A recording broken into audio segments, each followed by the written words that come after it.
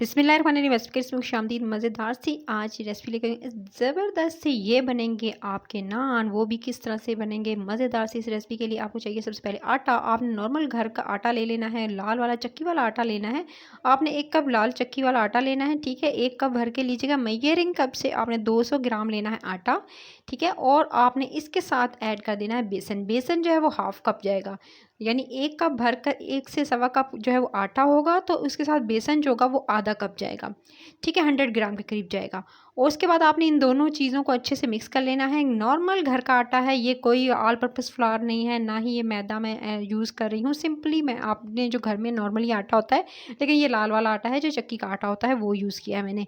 उसके बाद आपने इसके अंदर जो है सीजनिंग ऐड करनी है। अजवाइन आप ऐड करेंगे इसके अंदर, 2 चुटकी अजवाइन की आप इसके अंदर ऐड कर देंगे। अजवाइन को ऐड करने के बाद फिर आप इसके अंदर बाकी की चीज़ें ऐड करेंगे, जैसे कि आपने इसके अंदर जो है वो रोस्टेड कीवी, आपने जो है खुश्क धनिया जो होती हैं ये वाली ड्राई वाली जो है वो साबित, वो आपने डालनी है 1 टीस्पून। उसके साथ आपने थोड़ी-सी धनिया धनिया जो होती हैं सब्ज़ वाली सुखा के रखी थी वो, साथ में कसूरी मेथी, ठीक है। तो 1 टीस्पून वो जाएगा। साथ में आपने इसके अंदर ऐड कर देना है 1 टीस्पून आपने हल्दी, ठीक है। और उसके साथ ही आपने कुटी हुई लाल मिर्च 1 टीस्पून, उसके साथ लाल मिर्च भी आपने 1 टीस्पून ऐड करनी है। उसके बाद आपने इसके अंदर थोड़ी-सी जो है आपने ज़ीरा ऐड करना है, सफ़ेद वाला 1 टीस्पून। ये तमाम के तमाम मसाले जाने के बाद आपने इसके अंदर टमाटर जो है उनके सीड्स निकाल लीजिएगा। और उसके बाद आपने इसके अंदर तकरीबन हाफ़ कप के करीब जो है आपने इसके अंदर टमाटर को ऐड कर देना है। टमाटर ऐड करने के बाद आप इसके अंदर प्याज ऐड करेंगे। प्याज भी तकरीबन आपने एक छोटा दरमियाने साइज़ का प्याज ले लेना है, उसको फाइनली आप चॉप्ड कर लीजिएगा और चॉप किया हुआ प्याज इसके अंदर शामिल कर देंगे। फिर आपने थोड़ी-सी इसके अंदर जो है वो ऐड कर देनी है ग्रीन वाली मिर्चें, ठीक है। आपने जो है वो ग्रीन मिर्चें ऐड कर दी और सारे मसाले इस तरह से आपने शामिल करके और हरी मिर्च ऐड करके लास्ट में आप इसमें नमक ऐड करेंगे हस्बे ज़ायक़ा। अच्छा जी, नमक ऐड करने के बाद फिर आपने इसके अंदर ऐड करना है घी। प्योर घी आप इसके अंदर ऐड करेंगे, तकरीबन 2 टेबलस्पून भरकर इसके अंदर घी का जाएगा, क्योंकि बेसन है वो ड्राई हो जाएगी अगर आप इस नान को बनाएँगे। तो आपने जो है इस तरह से आपने इसको बनाने के लिए आपने इसके अंदर 2 टेबलस्पून भरकर आपने इसके अंदर आपने प्योर घी के ऐड करने हैं। कुकिंग ऑयल अगर आपके पास घी ना हो तो आप कुकिंग ऑयल भी यूज़ कर सकते हैं। उसके बाद इसको अच्छे से मिक्स करेंगे। पहले हाथों की मदद से अच्छे से मिक्स कर लीजिएगा। उसके बाद जो है आप इसकी डो बनाएँगे। सबसे पहले आपने अच्छे से घी को मिक्स कर लिया, ठीक है। घी को मिक्स कर लेने के बाद अब आपने क्या करना है, इसके अंदर थोड़ा-सा पानी ऐड करना है। पानी इतना कम ऐड करना है गाइस, क्योंकि ये सख्त, जितना पानी ज़्यादा ऐड करेंगे ये पतला हो जाएगा और उसकी अच्छे से नान नहीं बनेंगे।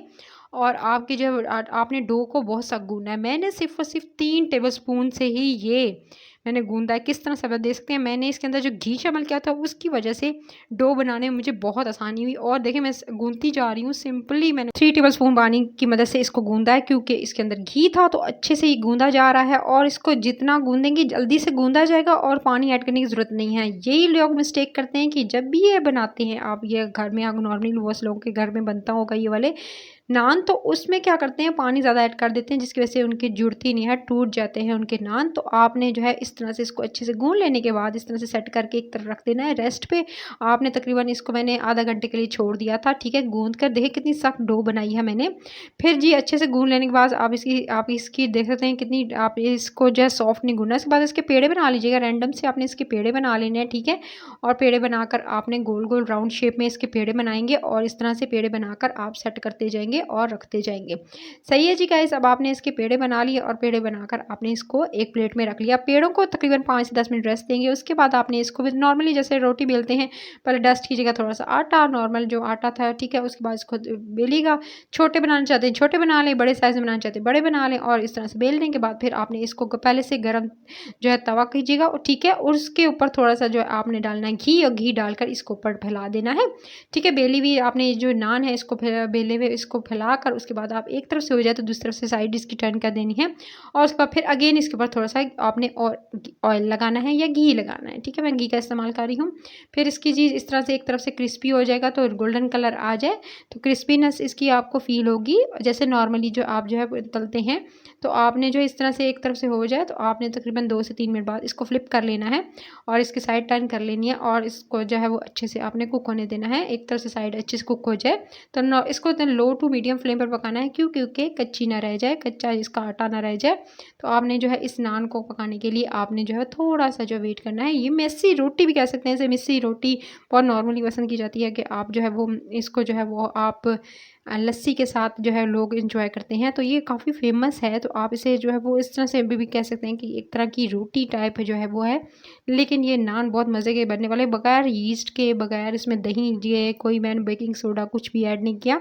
तो ये वेजिटेबल के मिक्स वेजिटेबल्स की मज़ेदार से नान रेडी है। इसको आप अपने 1 बाय 1 करके मैंने अच्छे खासे बना लिए थे। और जी इसी सिर्फ़ इस आटे से मैंने बनाए हैं, और जितना मैंने आपको क्वांटिटी बताई थी। और इसको आप किसी भी अच्छे से इस तरह से आप जो है निकाल लीजिएगा, और निकालने के बाद इसको आपने अचार के साथ, उसके बाद सलाद के साथ, ग्रीन चटनी के साथ आप इसको जो है दिन के टाइम पे अगर सालन का दिल नहीं कर रहा तो इसको बनाएं और इसको एंजॉय करें। और लास्ट में इसके ऊपर जो है थोड़ा-सा जो है वो आप ये मक्खन पिघला हुआ है, ठीक है, घी नहीं है, मक्खन पिघला हुआ आप इसके ऊपर डालेंगे और अच्छे से इसको एंजॉय करेंगे। अच्छे से इसके ऊपर अच्छे से लगाइएगा मक्खन, इससे बहुत अच्छा टेस्ट भी आएगा और लुक भी बहुत अच्छी आती है। तो आपने इस तरह से इसको एंजॉय करना है सलाद के साथ और मज़ेदार चटनी के साथ। रेसिपी पसंद आई तो रेसिपी करी चैनल को सब्सक्राइब कर दे, वीडियो को लाइक करना है, शेयर करना, बेल आइकन को प्रेस करो, ज़रा जो वीडियोस आती है उसकी नोटिफिकेशन आपको मिले और आप मज़े-मज़े खाने बना सकें।